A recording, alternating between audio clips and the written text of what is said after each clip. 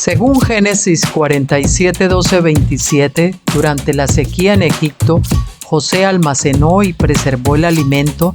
Para subsistir, la gente tuvo que venderlo todo y, al fin, incluso a sí mismos. Ese es el precio de vencer.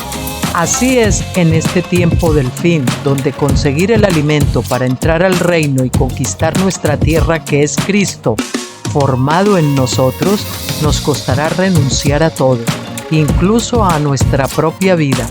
Pero a cambio de nuestro todo, tendremos su todo y reinaremos con él. Con ustedes, José.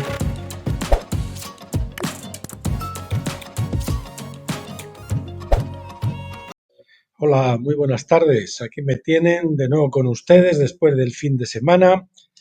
Hoy es día 10 de junio del 2024, lunes, y en España son ahora las 19:01, es decir, las 7:01 de la tarde.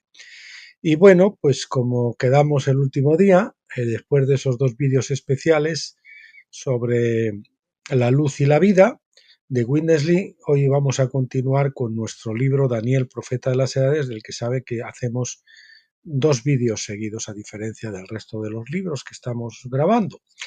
Y hoy nos toca el capítulo 13 y el capítulo 14, el saqueo de Jerusalén y el templo, capítulo 13. Vamos con él. El tratado de Apamea, que puso fin a la guerra entre Roma y Siria en el 188 a.C., requirió que el rey sirio proporcionara rehenes para garantizar la paz. Uno de los rehenes fue el príncipe Antíoco IV, que más tarde se conocería como Epífanes.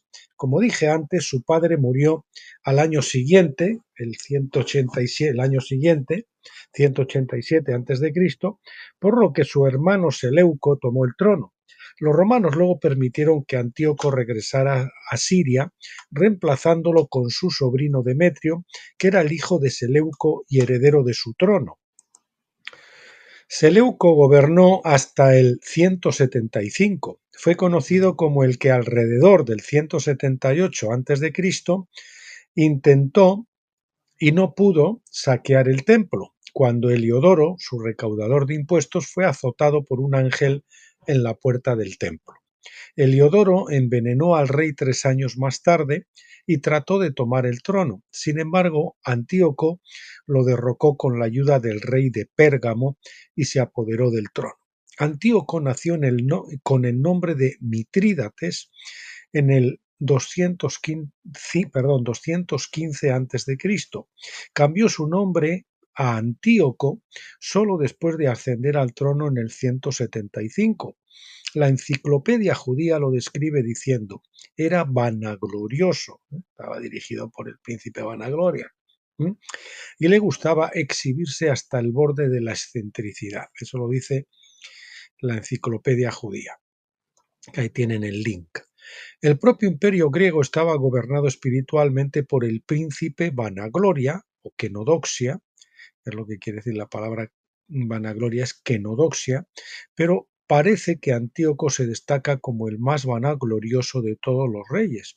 Esto indica que fue el rey más influido por el príncipe Vanagloria durante la supremacía de la era griega.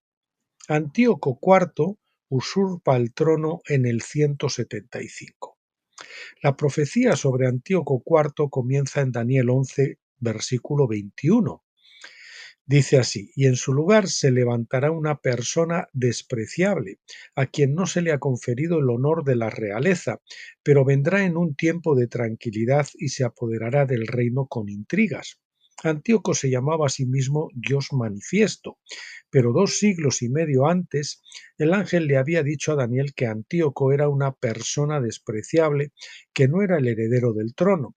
El hijo de Seleuco, Demetrio, era el heredero legítimo, pero solo tenía 10 años, de modo que su tío Antíoco pudo venir en un momento de tranquilidad y se apoderó del reino con intrigas. Siguiente epígrafe: Antíoco IV conquista Egipto entre del 173 al 171, obviamente antes de Cristo.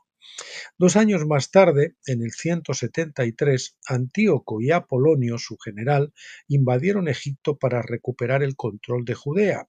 Líbano y Celesiria, que su padre le había dado como dote a Cleopatra. Tomó prisionero al niño rey Ptolomeo en el 171, así que Daniel 11:22 nos dice: y las fuerzas desbordantes serán inundadas delante de él y destrozadas, y también el príncipe del pacto. En otras palabras, el ejército de Egipto sería inundado ante él y hecho añicos. Asimismo, el príncipe del pacto, es decir, del tratado, también iba a ser destrozado, ya que Ptolomeo VI, de 11 años, fue hecho prisionero. Antíoco luego se coronó a sí mismo como rey de Egipto. Josefo nos dice: entonces Antíoco, ante la agradable situación de los asuntos de su reino, resolvió hacer una expedición contra Egipto, tanto porque tenía el deseo de conquistarlo como porque consideraba al hijo de Ptolomeo como débil y sin capacidad para manejar asuntos de tal importancia. Así que vino con grandes fuerzas a Pelusio y burló a Ptolomeo Filómetor con traición y se apoderó de Egipto. Antigüedades de los Judíos, capítulo 12, versículo 2. Entonces Roma volvió a intervenir. El embajador romano en Egipto era Lisias. Llegó a Egipto en barcos griegos desde Chipre, es decir, Kitim. Chipre se conocía también como Kitim, acabado en M, o Kitim, como Daniel 11:30 menciona, y exigió que Antíoco renunciara a su título de rey de Egipto. Antíoco luego fingió que su único deseo era poner orden en Egipto para ayudar al joven Ptolomeo. En otras palabras, fingió hacerse amigo de Ptolomeo y hacer una alianza con él. Quizás sería mejor entender esto como una continuación del Tratado de Apamea, 16 años antes, en el que Roma había impuesto la paz entre Egipto y Siria. Entonces Daniel 11:23 nos dice: y después de que se haga una alianza con él, practicará el engaño y subirá y ganará poder con una pequeña fuerza de personas. De hecho, Antíoco practicó el engaño para asegurar esta alianza. Mientras cumplía con la demanda de Roma, dejó solo una pequeña fuerza de personas cuando se retiró de Egipto. Pero, sin embargo, Antíoco estaba enojado con Roma por negarle los frutos de la victoria.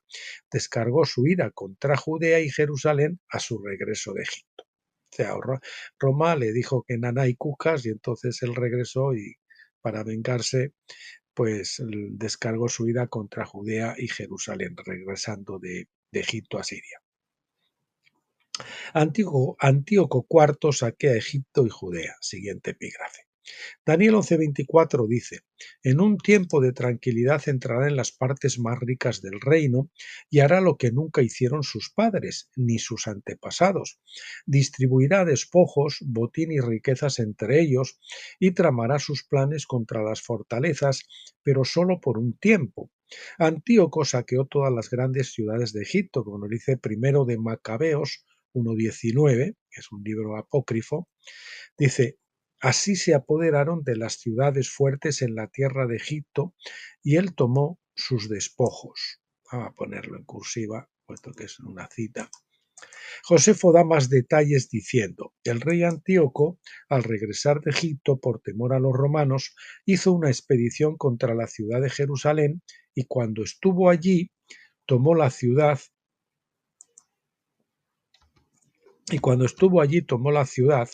sin pelear. Los de su propio grupo le abrieron las puertas, y cuando hubo tomado posesión de Jerusalén y mató a muchos del partido opuesto, y después de haberlas saqueado de una gran cantidad de dinero, volvió a Antioquía. Eso es lo que nos dice Antigüedades de los Judíos, libro 12, versículo 3. 2 años después, Antíoco regresó a Jerusalén fingiendo paz, como nos dice Josefo en el siguiente párrafo. Esto es lo que significa la palabra del ángel en un tiempo de tranquilidad o paz, en Daniel 11:24 que leímos arriba. Saqueó el templo, como veremos en breve. Siguiente epígrafe: la reafirmación. Daniel 11 del 25 al 27 es en gran parte una reafirmación para enfatizar la importancia de la guerra contra Egipto. Dice así el versículo 25 de Daniel 11: y aumentará su fuerza y su valor contra el rey del sur, con un gran ejército, subrayamos lo de un gran ejército, por lo que el rey del sur movilizará un ejército extremadamente grande y poderoso para la guerra, pero no resistirá porque se tramarán planes contra él. El ejército sirio era enorme. Primero de Macabeos 1:17 dice que Antíoco invadió Egipto con una fuerza poderosa, con carros y elefantes y caballería y con una gran flota. Los egipcios también formaron un ejército grande y poderoso, pero como dijimos antes, fueron derrotados y Antíoco se declaró a sí mismo rey de Egipto. Daniel 11:26 continúa. Y los que comen su comida escogida lo destruirán, y su ejército se desbordará, pero muchos caerán muertos. Ptolomeo no podía contar con sus ministros, guardianes y generales en busca de ayuda contra el ejército de Antíoco. En cuanto a ambos reyes, su corazón estará concentrado en el mal y se hablarán mentiras en la misma mesa, pero no tendrá éxito porque el fin aún está por llegar en el tiempo señalado. Esto profetiza de las tácticas de negociación habituales utilizadas por los reyes que se odian entre sí, pero que deben negociar al final de una guerra. ¿Y por qué no deberían mentirse el uno al otro? El espíritu de vanagloria dominaba tanto Egipto como Siria, porque ambas eran de la misma cultura e influencia griegas y estaban gobernadas por dos de las cuatro divisiones del imperio de Alejandro.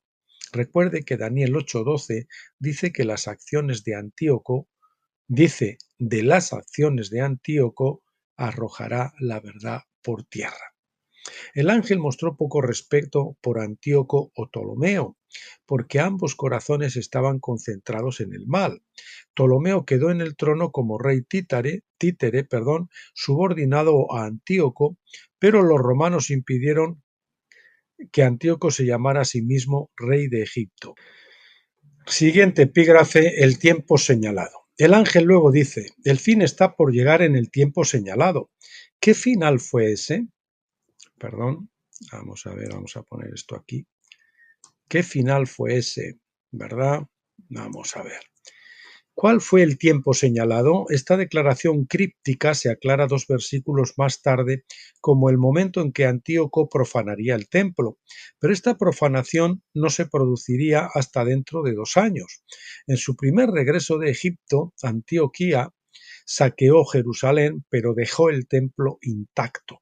Entonces, dice el versículo 28, él, se refiere a Antíoco, volverá a su tierra, es decir, Siria, con mucho botín, pero su corazón se opondrá al pacto santo, actuará y luego regresará a su propia tierra.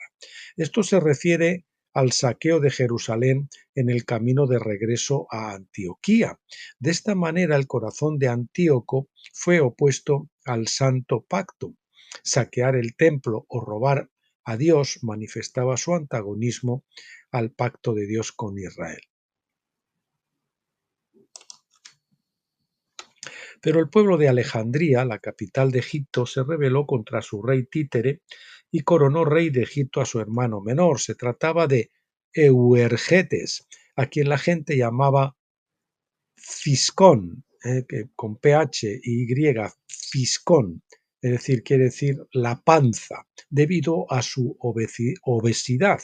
Sin embargo, en lugar de librar una guerra civil en Egipto, Ptolomeo hizo las paces con su hermano.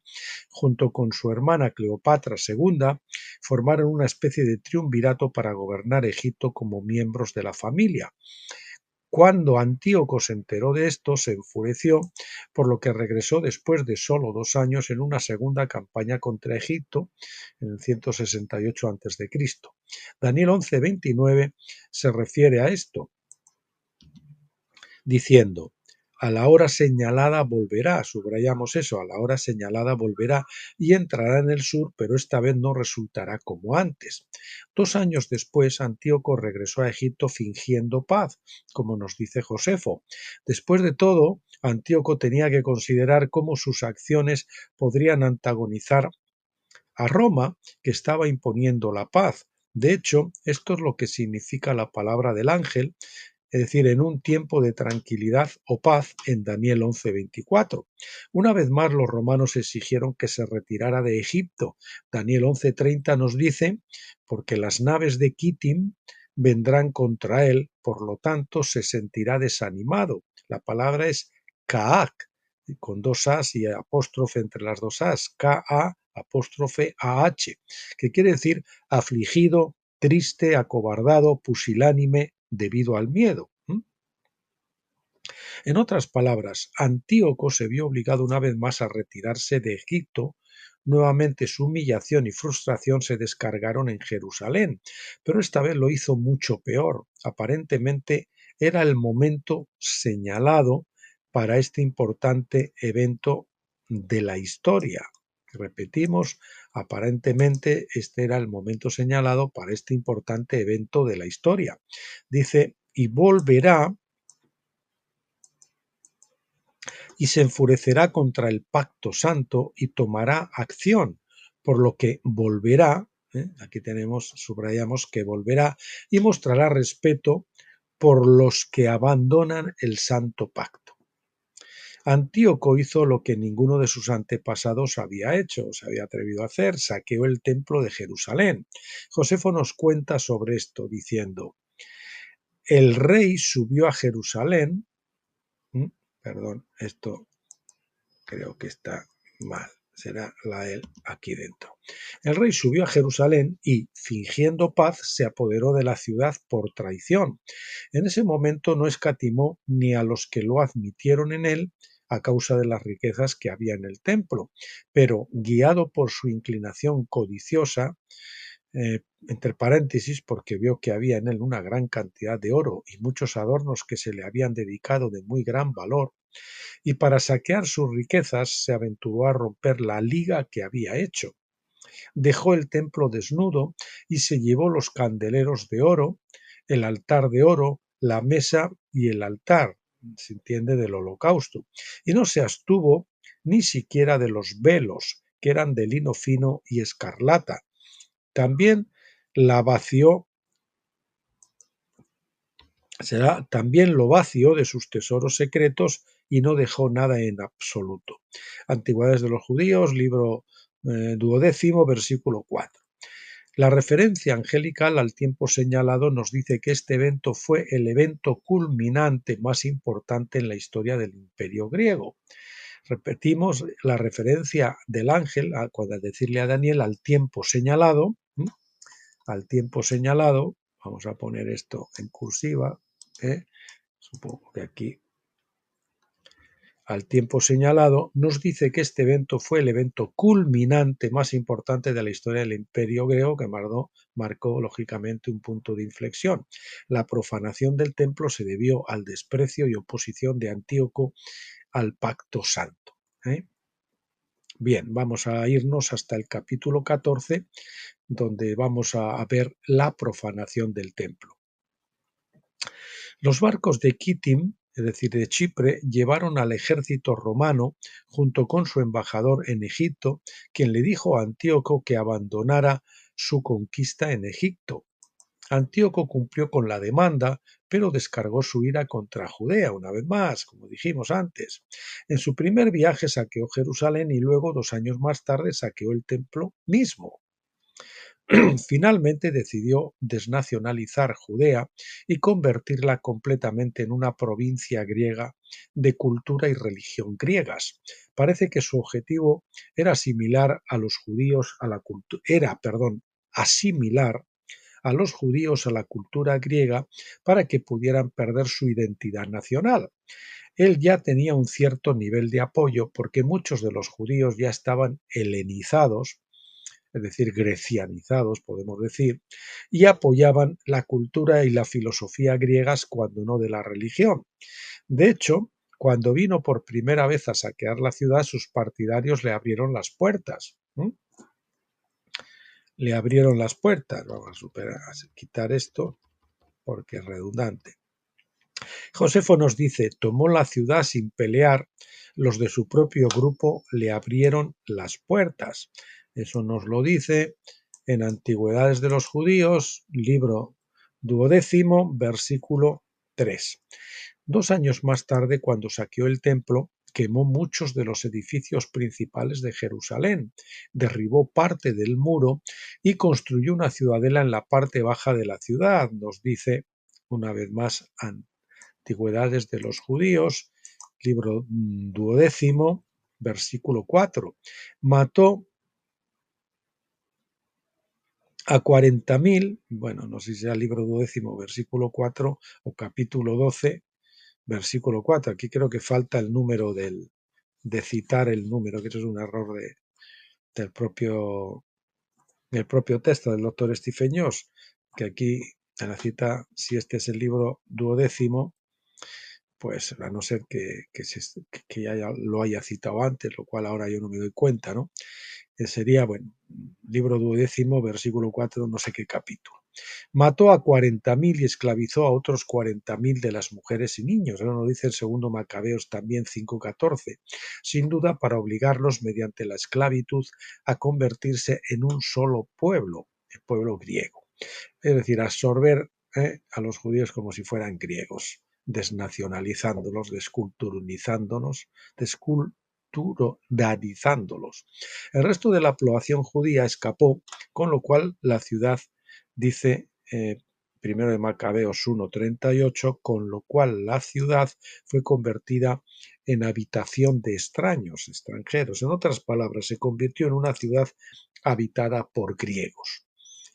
Si su intención era convencerlos del estilo de vida y la cultura griega, no parecía darse cuenta de que no podía hacerlo ganándose la mala voluntad del pueblo. Josefo dice que la nueva ciudadela o fortaleza que dominaba el templo, estaba a cargo de una guarnición macedonia, era una región griega. Además dice, sin embargo, en esa ciudadela habitaba la parte impía y perversa de la multitud, se entiende judía, de quien resultó que los ciudadanos sufrieron muchas y dolorosas calamidades. Otra vez, Antigüedades de los Judíos, no sé si capítulo 12 o libro 12, versículo 4. Por lo tanto, Daniel 11:30 nos dice que Antíoco debía volver a Jerusalén y mostrar respeto por los que abandonan el pacto. El ángel llamó a los partidarios de Antíoco los que abandonan el pacto, es decir, gente de los judíos que traicionaban a su propio pueblo. Bien, el siguiente epígrafe, el sacrificio regular abolido. Daniel 11:31 continúa diciendo, y de él surgirán fuerzas, la palabra griega es zeroua, quiere decir brazo, fuerzas armadas, que profanarán la fortaleza del santuario y acabarán con el sacrificio regular. Subrayamos con el sacrificio regular. Y establecerán la abominación desoladora. El templo aquí se conoce como una fortaleza. La versión concordante lo llama una fortificación. El ángel dice que Antíoco debía acabar con el sacrificio regular. Eso dice suavemente, fortaleza o ciudadela. Leemos de esto en 1 de Macabeos 1:41 al 49, que dice, además, el rey Antíoco escribió a todo su reino que todos deberían ser un solo pueblo y que cada uno dejara sus leyes. Así que todas las naciones, es decir, pueblos, estuvieron de acuerdo según el mandamiento del rey. Sí, también muchos de los israelitas consintieron en su religión. Aceptaron la religión griega, sacrificaron a los ídolos y profanaron el sábado, porque el rey había enviado cartas por mensajeros a Jerusalén y las ciudades de Judá para que siguieran las leyes extrañas o extranjeras en la tierra y prohibieran los holocaustos, los sacrificios y las libaciones en el templo, y que profanaran los sábados y los días festivos, y contaminaran el santuario y el pueblo santo, levantara altares y arboledas, levantaran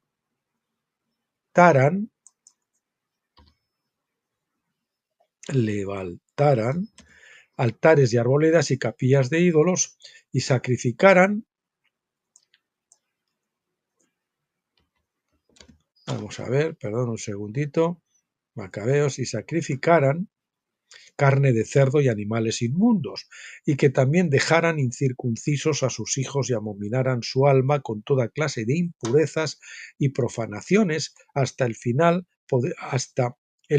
podrían olvidarse, perdón, aquí falta algo también, que, hasta que al final podrían olvidarse de la ley y cambiar todas las ordenanzas. Aquí creo que encaja mejor pudieran, perdón. Estos textos antiguos un poquito difíciles de encajar. Bien, repito, todos esos sacrilegios y profanaciones, dice, levantaran altares, arboledas y capillas de ídolos y sacrificaran carne de cerdo y animales inmundos, y que también dejaran incircuncisos a sus hijos y abominaran su alma con toda clase de impurezas y profanaciones, hasta que al final pudieran olvidarse de la ley y cambiar todas las ordenanzas. Eso es lo que pretendía. De modo que Antíoco eliminó el sacrificio regular. Él no eliminó todo sacrificio, por supuesto, porque vemos en el versículo 47 que ordenó al pueblo que sacrificara carne de cerdo y animales inmundos. O sea, lo que prohibió los sacrificios al Dios de Israel, pero esos otros sacrificios y animales inmundos que prohibía la ley, pues eso sí los consintió.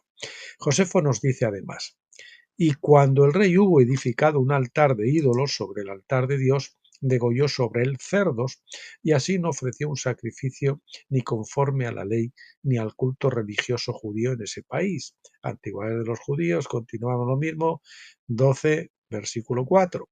Este altar griego, inspirado por el espíritu de vanagloria que estaba sobre Antíoco, se instaló en el tiempo señalado que se registra en Primero de Macabeos 1:54, que dice: el día 15 del mes de Quisleu, en el año 145, erigieron sobre el altar la abominación desoladora y edificaron altares de ídolos por todas las ciudades de Judá. La fecha indicada es según el calendario seleucida, que comenzó en el 312 a.C. Según nuestro calendario moderno, la abominación desoladora, la abominación, se estableció a principios de diciembre del 168 a.C. Antíoco también prohibió los libros de la ley. Josefo nos dice: y si se hallaba algún libro sagrado de la ley, era destruido, y aquellos con quienes fueran hallados, también perecían miserablemente. Antigüedades de los judíos. Otra vez 12, versículo 4. Vemos entonces cómo Antíoco tomó pasos muy radicales y violentos para transformar la sociedad de Judea a semejanza de Grecia. Para hacer esto fue necesario destruir todas las copias de las Escrituras y convertir en un crimen capital poseer una copia. Este fue quizás el intento más extenso de derogar la ley que jamás se haya intentado. En los tiempos modernos, los antinomianos han adoptado lo que son contrarios hasta a la ley. No viene de la palabra nomos, ¿no? Los antinomianos han adoptado un enfoque más sutil, torciendo las palabras de Pablo para inducir a la gente a abandonar la ley voluntariamente. La respuesta del samaritano. Siguiente epígrafe. Los samaritanos, nos dice Josefo, vieron lo que Antíoco estaba haciendo en Jerusalén e inmediatamente desautorizaron cualquier parentesco con los judíos, alegando ser una colonia de medos y persas. Los samaritanos que vivían en Siquem, antepasados de la mujer de Siquem, es decir, Siquem o Sicar, que habló con Jesús en el capítulo 4 de Juan, escribieron una carta a Antíoco expresando su conformidad y apoyo a sus políticas de cambio cultural. Josefo registra la carta, que dice en parte lo siguiente: al rey Antíoco, el dios Epífanes, un memorial, lo tachan de Dios, Epífanes, un memorial de los sidonios que viven en Siquem. Ahora bien, sobre el trato justo de estos judíos malvados, aquellos que manejan sus asuntos, suponiendo que fuéramos parientes de ellos y practicamos como ellos, nos hacen susceptibles a las mismas acusaciones, aunque originalmente somos sidonios, como se desprende de los registros públicos. Por tanto, te suplicamos a ti, nuestro benefactor y salvador, que des órdenes a Apolonio el gobernador, eso está subrayado, Apolonio el gobernador, de esta parte de tus asuntos, que no nos moleste ni que nos eches a cargo de lo que se acusa a los judíos. Nos eche,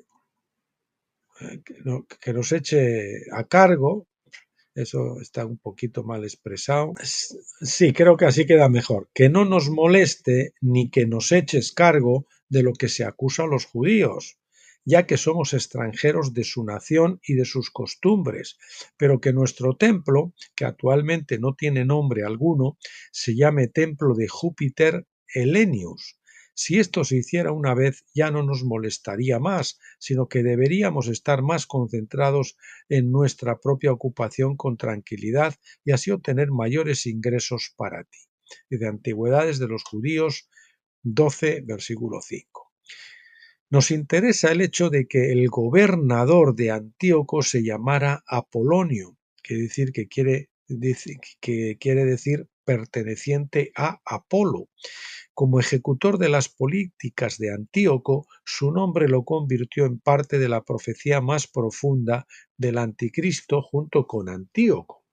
Apolo era el dios del sol, que deseaba profetizar. Según la mitología griega, una Pitón custodiaba Delfos y era Pitón o no sé, o Pitón o Pitonisa será, y era la fuente de su don profético. En su deseo de profetizar, Apolo mató a la Pitón y tomó su lugar. Y así, en Hechos 16:16 leemos de cierta esclava que tenía un espíritu de adivinación, literalmente un espíritu de Pitón, que Pablo se inspiró en el oráculo de Delfos, donde se decía que Apolo profetizaba por el espíritu de Pitón. Esto sugiere que Apolonio fue inspirado por el espíritu de Pitón y representó un tipo de falso profeta en nombre del dios manifiesto, entre comillas, Antíoco. Parece que el espíritu de Pitón es Apolo, el estrecho colaborador de Vanagloria. La enciclopedia judía nos dice que Apolonio era el general de Antíoco que había sido enviado a saquear Jerusalén. Dice así: mientras estuvo ocupado con los preparativos para su expedición contra Egipto, la enciclopedia judía, nos dice, mientras estuvo ocupado con los preparativos para su expedición contra Egipto, Antíoco no tuvo tiempo para Palestina, pero cuando los romanos lo obligaron a renunciar a sus planes de conquista, su rabia ante el impedimento inesperado se derramó sobre los inocentes judíos. Un oficial, Apolonio, subrayamos, Apolonio, fue enviado a través del país con una tropa armada encargado de matar y destruir. Primero entró en Jerusalén amistosamente, luego, volviéndose repentinamente sobre la ciudad indefensa, asesinó, saqueó y quemó a lo largo y ancho. Eso es un link de la enciclopedia judía. Avanzamos otro epígrafe, la abominación desoladora. Este término se usa 3 veces en el libro de Daniel: Daniel 9:27, en Daniel 11:31 y en Daniel 12:11. En nuestro presente estudio el término se usa en Daniel 11:31 para profetizar la toma idólatra del templo de Jerusalén. El término abominación era un eufemismo para un ídolo. Repetimos, el término abominación era un eufemismo para un ídolo. O sea, un ídolo era una abominación o algo abominable, ¿verdad? Porque la idolatría era una abominación a Yahvé, tu Dios, nos dice.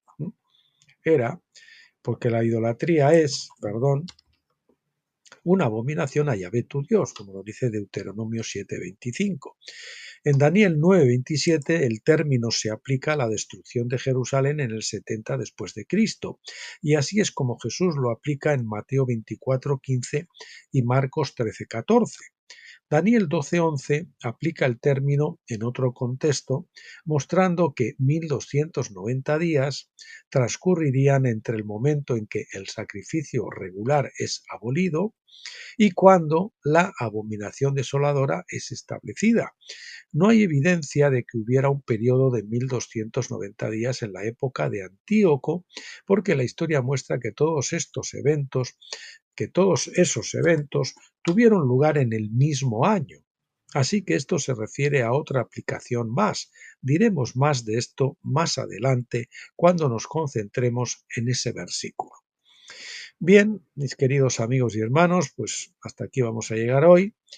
El próximo día, Dios mediante, mañana o pasado mañana, veremos el capítulo 15, que se titula Influencia griega en la historia posterior. La influencia griega. Y después veremos el siguiente capítulo, el capítulo 16, que se titula La revuelta de los macabeos. Vamos a ver, después de todas estas cosas nefastas que hicieron, pues ya los judíos fieles, que pocos que quedaban, pues ya se cansaron de aguantar lo inaguantable y se rebelaron, ¿no? Bueno, pues hasta aquí, como les digo, nos quedamos hoy.